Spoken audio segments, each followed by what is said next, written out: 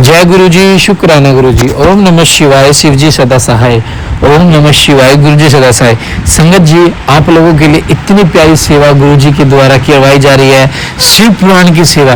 संगत जी, शिव पुराण का मतलब आप समझ रहे हो, यह पुराण वो पुराण है जिसे सुनने के बाद पिशाच जो हजारों साल से भुगत रहे अपने पापों को, कर्मों को, जो पिशाच योनि में जा चुके हैं, एक होते प्रेत, एक होते जिंद, एक होते पिशाच, जो पिशाच योनि में जा चुके हैं, उन सबको भी मुक्ति दी है उनके पापों से, सिर्फ सुनने के मात्र से, सिर्फ सुनने मात्र से।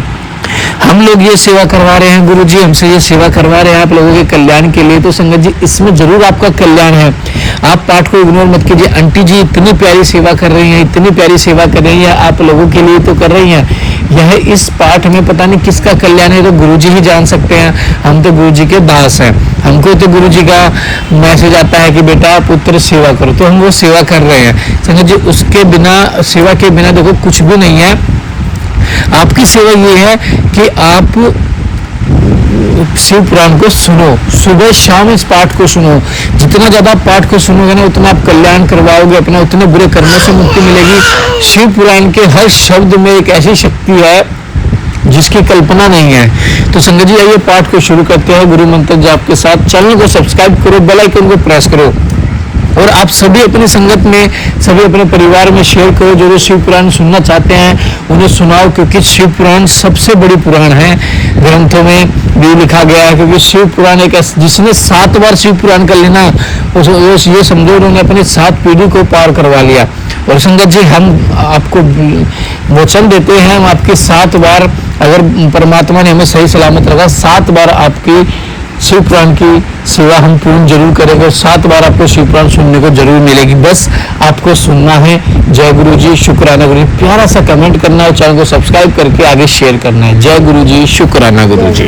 शुक्राना गुरु जी, नंतम शुक्राना गुरु जी। गुरु महाराज जी के चरणों में शत शत प्रणाम। सारी संगत जी को जय गुरु जी, और अंकित अंकल जी आपको भी जय गुरु जी। चलिए संगत जी, पहले गणपति जी से प्रार्थना करते हुए हम विघ्नहर्ता से प्रार्थना करेंगे और अपना पाठ शुरू करेंगे, फिर गुरु महाराज जी से आज्ञा लेकर। ओम श्री गणेशाय नमः, सर्व संकट हराय नमः। ओम श्री गणेशाय नमः, सर्व संकट हराय नमः। जय गुरु जी, शुक्राना गुरु जी। ओम नमः शिवाय, शिव जी सदा सहाय। ओम नमः शिवाय, गुरु जी सदा सहाय। गुरु महाराज, मुझे शक्ति दीजिए कि मैं अपने पाठ को बिना किसी रुकावट के संपूर्ण कर सकूं, और आपके चरणों में इस पाठ को समर्पित कर सकूं, और यह पाठ से सबका कल्याण हो। जो बाढ़ पीड़ित लोग हैं, हमारे भाई बहन, सब बुजुर्ग हैं हमारे, उन सबकी रक्षा कीजिए, सबकी रक्षा कीजिए गुरु महाराज जी। चलिए संगत जी, आज का शिव पुराण का पाठ शुरू करते हैं। सृष्टि का वर्णन। तदंतर नारद जी के पूछने पर ब्रह्मा जी बोले, मुने, हमें पूर्वोक्त आदेश देकर जब महादेव जी अंतर ध्यान हो गए, तब मैं उनकी आज्ञा का पालन करने के ध्यान मग्न होकर कर्तव्य का विचार करने लगा। उस समय भगवान शंकर को नमस्कार करके श्री हरि से ज्ञान पाकर परमानंद को प्राप्त होकर मैंने सृष्टि करने का निश्चय किया। तात भगवान विष्णु भी वहां सदाशिव को प्रणाम करके मुझे आवश्यक उद्देश्य से तत्काल दृश्य हो गए।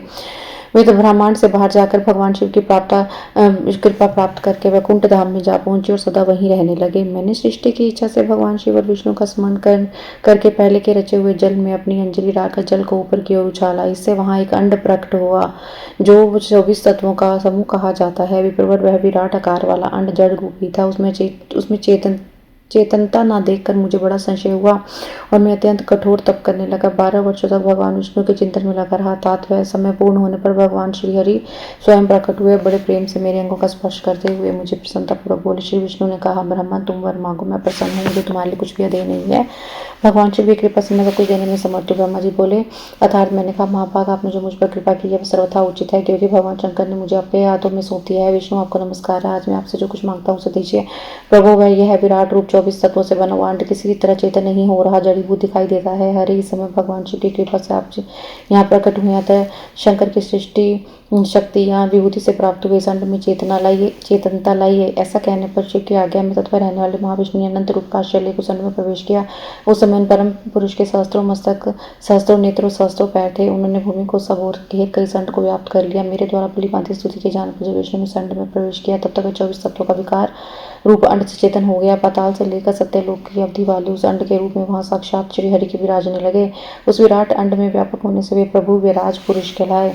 पंचमुख महादेव ने केवल अपने रहने के लिए सुरम्य कैलाश नगर का निर्माण किया, जो सब लोगों से ऊपर सुशोभित है। देवर्षि संपूर्ण ब्रह्मांड का नाश हो जाने पर भी वैकुंठ और कैलाश इन धामों का यहाँ कभी नाश नहीं होता। मुनिश्रेष्ठ, मैं सत्यलोक आश्रय लेकर कहता हूँ, तात महादेव जी की आज्ञा से मुझमें सृष्टि रचने की इच्छा उत्पन्न हुई है। बेटा, जब मैं सृष्टि की इच्छा से चिंतन करने लगा उस समय पहले मुझमें अनजानी पाप पूर्ण तमोगुणी सृष्टि का प्रादुर्भाव हुआ, जिसे अविधा पंचक अथवा पंचभर्वा विधा कहते हैं। तदंतर प्रसन्नचित्त होकर शंभु की आज्ञा से मैंने पुनः अनासक्त भाव से सृष्टि का चिंतन करने लगा।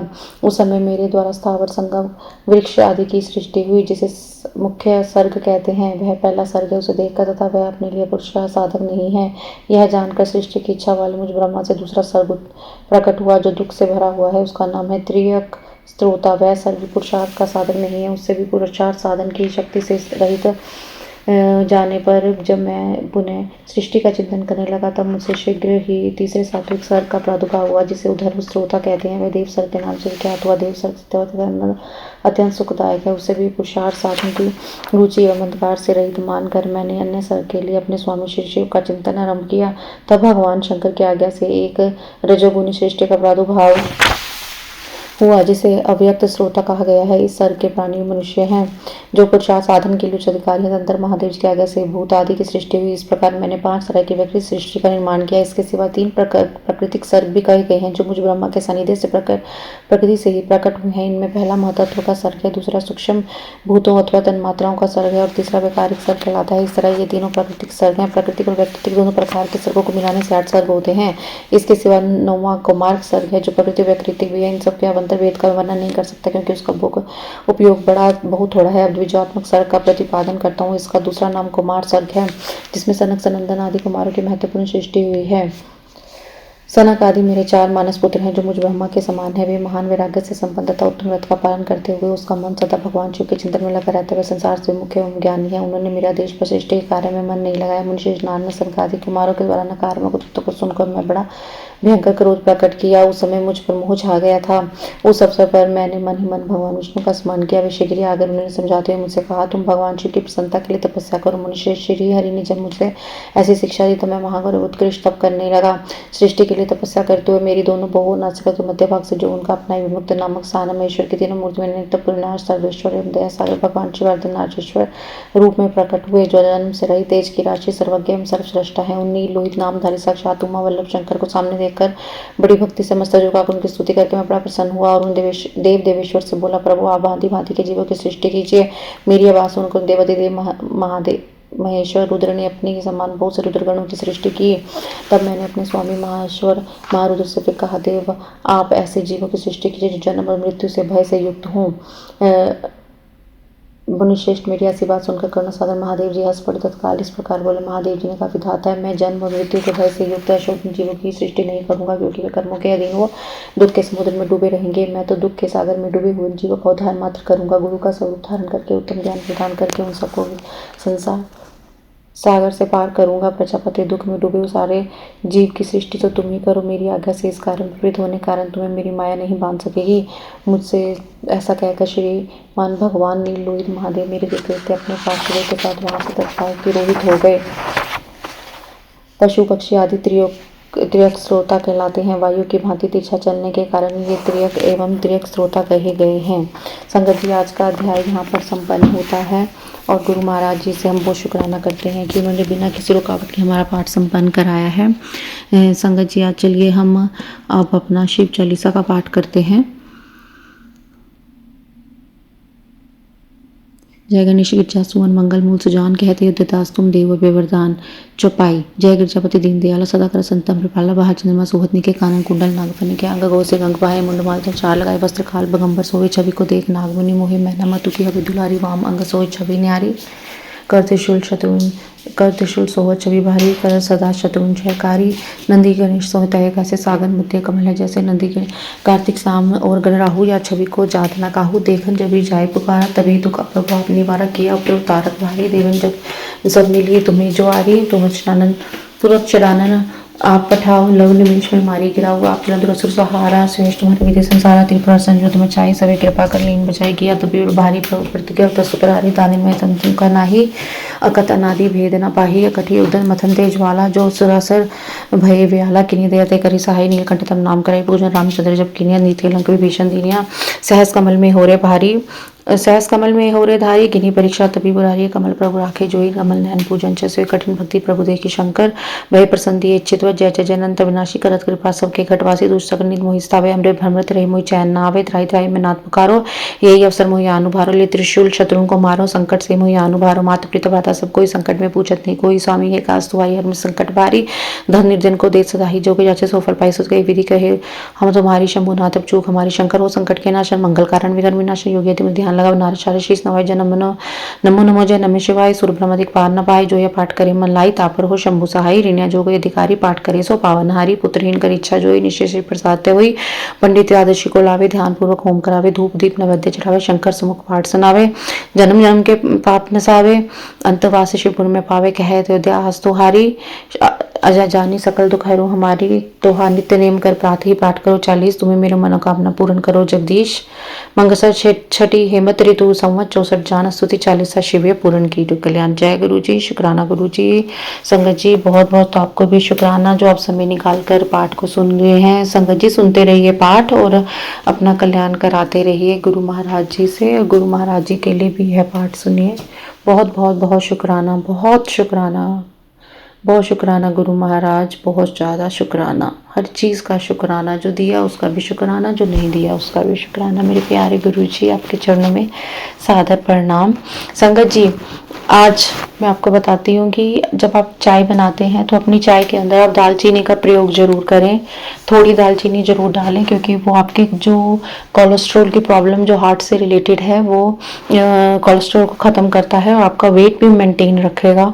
तो आप थोड़ी सी दालचीनी ज़रूर डालें अपनी चाय के अंदर और उससे आपका टेस्ट भी जो है वो इन्हेंस होगा, टेस्ट भी उसमें अच्छा आएगा और वो दालचीनी आपके लिए बहुत ही उपयोगी है। और एक चीज़ मैं आपसे और शेयर करना चाहती हूँ संगत जी, जब किन्हीं का जैसे बच्चे को या किसी को थोड़ा जी मितलाता है या उल्टी जैसा होता है तो आप दवाई को जितना हो सके आप दवाइयों को अवॉइड कीजिए। गुरु जी का जल प्रसाद दीजिए और साथ में आप एक जो छोटी हरी इलायची होती है उसको मुंह में रखिए और उसका रस जो है उसको चूसते रहिए। मुंह में इलायची रखने से संगत जी आपको वो जो उल्टी आना जी मिचलाना है वो सब उससे वो समस्या का भी निदान होता है।